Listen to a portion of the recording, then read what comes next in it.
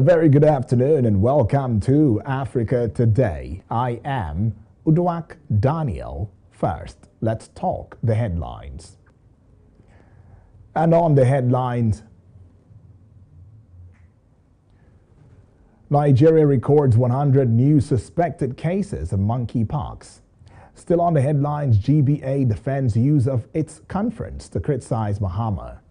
Also on the headlines, Kenya swears in new president vice today. And on sports, 6 cleared as NFF goes to poll on September 30. And now the news in detail. Nigeria's Senate President Ahmad Lawan has urged security chiefs to repose confidence in lawmakers over sensitive issues during closed-door sessions. Lawan spoke when the leadership of the Senate met with the military and intelligence chiefs to review progress in the fight against insecurity in the country. I am happy, and I'm sure I'll be speaking the minds of my colleagues, that from then, after that meeting, to today, we have seen remarkable difference in the fight against insecurity in our country by our armed forces and other security agencies. Our oil at an industrial scale, I'm sure some of them may not be that likely to escape. We want to see citizens will know that nobody. However, the federal government inaugurated an 11-man railway security committee with a charge to provide measures to safeguard passengers and railway infrastructure. The move is coming 6 months after the March 28, 2022 deadly terrorist attack on an Abuja-Kaduna train that left about 9 people dead and 62 others kidnapped. Permanent Secretary, Federal Ministry of Transportation, Magdalene Ajani, while inaugurating the committee in Abuja, charged it to review all surveillance equipment in place. Away from that story, the Nigeria Center for Disease Control, that is the NCDC, said the country has recorded 100 new suspected cases of monkeypox virus.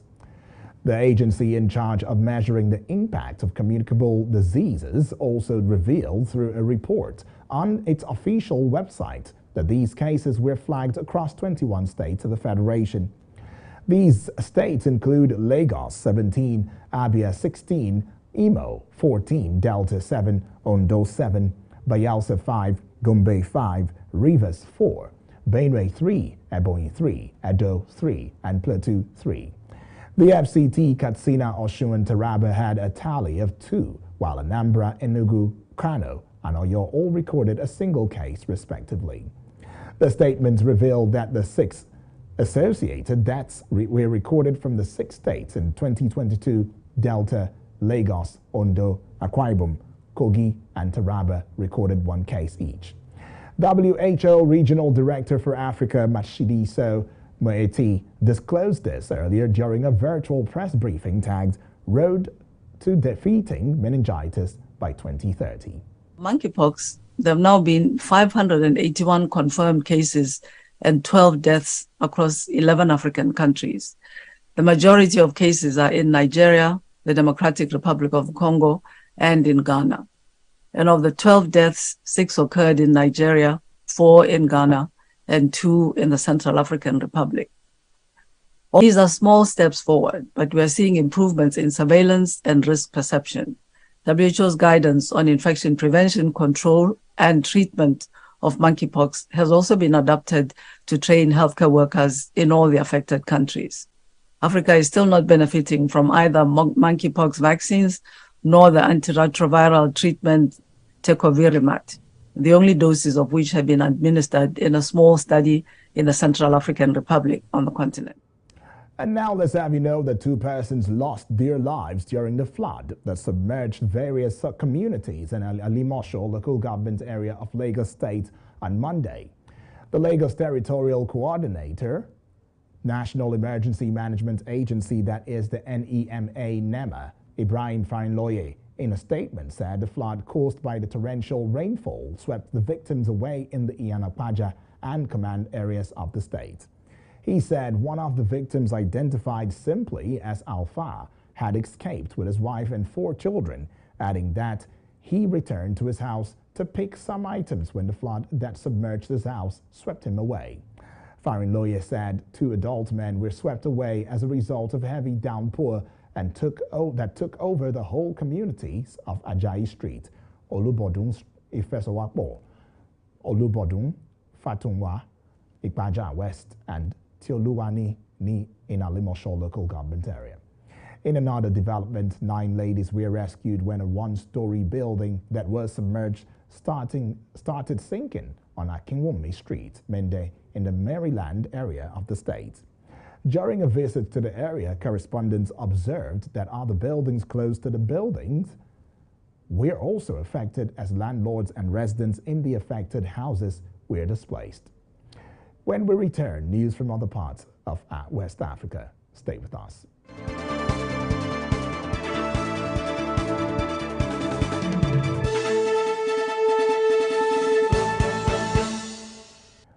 You're still watching Africa Today on Hills TV.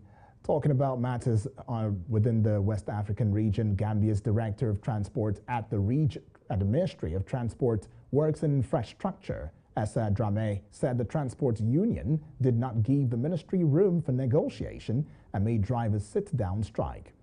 This is as the Gambia Transport Union, that is the GTU, President Omar Cisse, said the Ministry of Transport did not consult them for dialogue over the ongoing strike.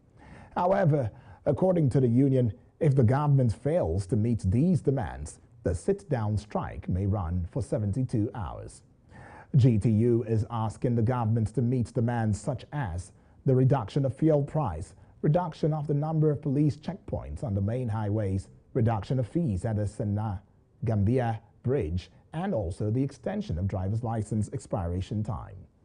And now let's get to Ghana and have you know matters of concern. The courts, the Ghana Bar Association, that is the GBA, has jumped to the defense of the Attorney General, Godfred Yeboah Dame, for using the Bar Conference to criticize attacks on the judiciary by former President John Mahama. According to the spokesperson of the association, Savio Kudze, the comments by the Justice Minister was only an admonition to lawyers. On Monday, September 12th, the Attorney General and the Minister for Justice, Godfred Yeboah Dame, also asked the legal fraternity to disregard what he describes as attempts by some characters to discredit the performance of the Electoral Commission in the last general elections. We now move to other parts of Africa after this break. Stay with us.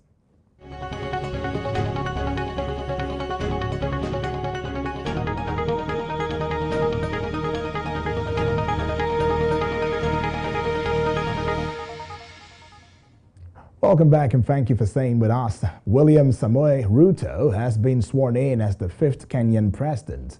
The new president's oath of office were administered by the Chief Registrar of Judiciary.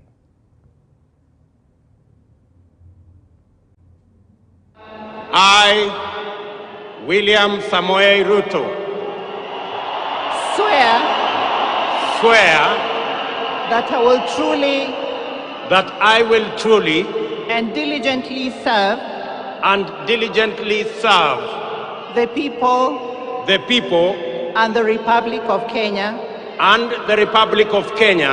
in the office of the President,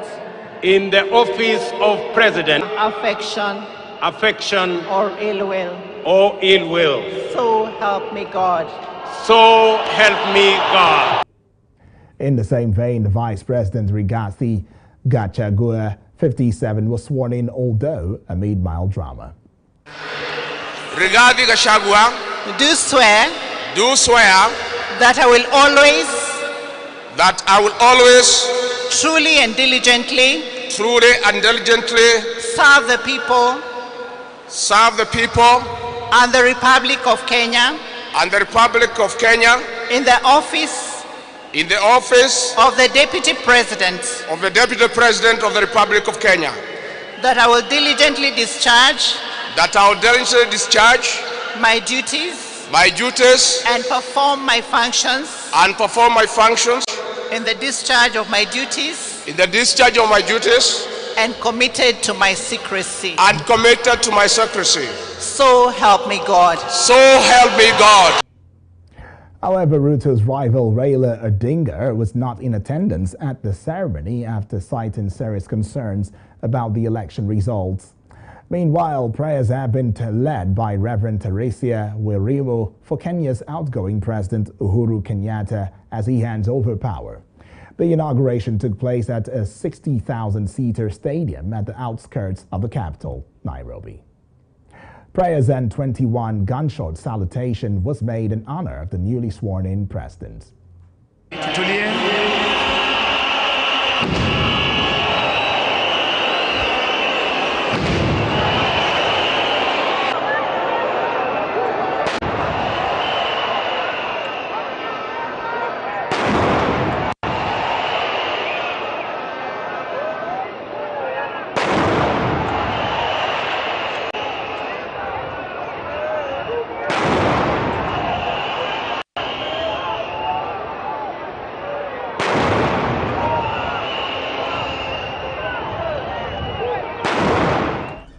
Still talking Africa today on Hills TV, the International Criminal Court, that is the ICC, on Monday ordered the review of a $30 million reparation package for victims of DR Congo warlord Bosco Ntaganda, citing several errors in the trial chamber's decision.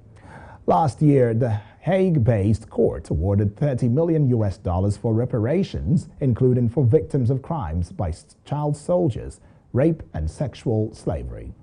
But judges of the appeals chamber agreed with Ntaganda's lawyers on a number of points in appeal, including the fact that the trial chamber did not make any appropriate determination in relation to the number of potentially eligible or actual victims and failed to provide an appropriate calculation or set out sufficient reasoning for the amount of the monetary award against Ntaganda.